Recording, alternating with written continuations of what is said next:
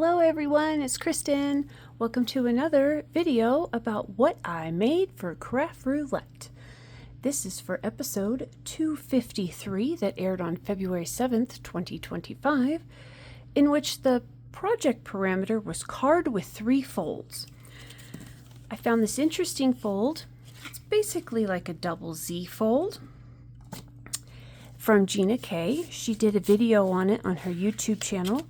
On her website, ginakdesigns.com, under the blog category, she has a subcategory then of templates, and you can download that fancy fold template as well. Here's a QR code that maybe you might be able to use as well. That'll take you to the video and maybe even link you to the template. So I figured 1, 2, 3, 4. That met the parameter of having a card with 3 folds. Well, now let's decorate. So I went ahead and tried measuring out these panels, stamping on with some coffee bean type stamps, and then I'll glue them on. Now my first attempt with trying to make these panels, I tried it with some blue ink on the outside. Didn't really like how that looked, so went back with the lighter brown. Thought that would be a nicer coffee color, and it actually pulled it together fairly well. For my focal images, I used a cute little llama and a bear. Now let's get some footwear on this bear. Footwear? Why would I want footwear on a bear? Well, 1, his toes may be cold, but 2, that was also the element parameter for this episode of Craft Roulette. So I had a little gnome set, also by Gina K and Therm-O-Web, that was many years ago. Had some feet. So I figured we could add some little feet to our bear. He kind of looks like now he's going to wear slippers, but still pretty stinky cute. So let's go ahead and glue these little guys on his feet. Don't know about you, but it's a little chilly out where I'm at in Colorado today. So probably having some extra slippers on those tootsies would probably be quite comfortable. Now the little Mr. or Mrs. Llama up in the corner here looks pretty comfortable. The hooves could be his or her footwear as well, so that's kind of fun. I was going to see if maybe I might be able to add a little white pen detail here to the scarf. Don't know how well this will stay, but I think we might be able to do a little something. Does this look like a scarf or something that you might wear in the cold weather? I probably have 1 or 2 of those myself. Okay, not shabby. These cute little panels I went ahead and made by stamping out just with mini ink pads. 1, I liked the texture and I thought it was kind of fun. Now, since the colors were sweater colors, I thought, well, browns, shades of browns are always in sweaters, as well as blues.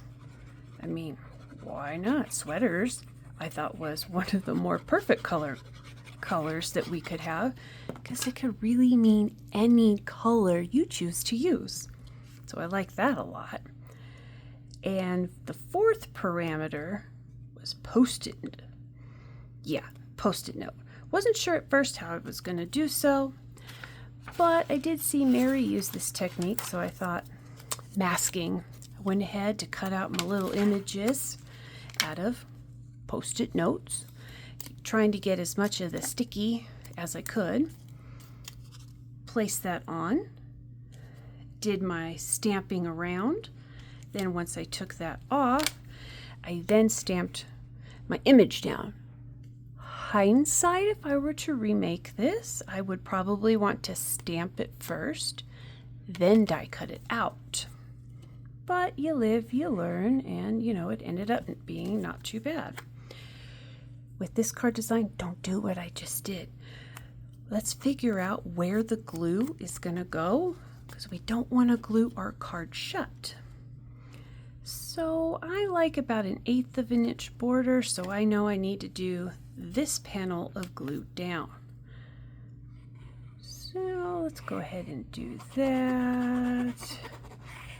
Maybe we'll remove, as I should have probably done before, the piece of temporary tape that I put down just to make sure I like the layout of everything.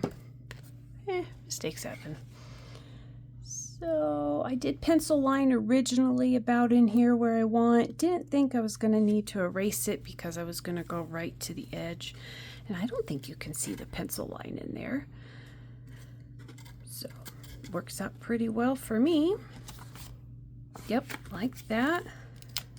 We got Mr. Bear here with his slippers, which I thought was too cute. And his background was made in the exact same way by using the masking technique with the Post-it. Put him down, did the background, took the mask off, and then went ahead and stamped. Fun side note here, of course, this background, I first tried to see if I liked this kind of making your own wood grain technique. Thought it was kind of fun. Forgot to put the mask down first, so I thought, well, I wasn't sure if the little stamp guy, our Mr. Bear, would come out as cleanly as I was hoping, so we just went ahead, flipped the paper over, and tried it again. But I will keep that wood graining technique in mind for a future card. Now the temp tape, I was smart enough this time around to put it only on the side that needed to be stuck down, so I know I need to put glue only in this area. Have you made mistakes on your cards before? Yeah, I've done that too. So, but you live, you learn, you go with the flow. Sometimes the mistake ends up being pretty funny. All right, that's pretty much glued there. Kind of like that. Life is better with friends and coffee. For my inside panel, this is your standard A2 size, 4 1/4 by 5 1/2 down here. I just took the same brown background paper that I used for the front panels, your inside white, that I just lightly brushed with brown to kind of bring that in. Now, I have been known to go ahead and be a little, we'll call it thrifty today with the card stock that I sometimes use. I really like this linen texture on this brown, so I kind of gutted the inside because I wanted to use it again. Tried to keep a frame around there, also hence why I put the brown on the outside, so I know my writing can kind of be kept within the center panel, and then that way I wouldn't have to worry about running over the edge of that brown and hitting it and making, you know, strange marks in your writing.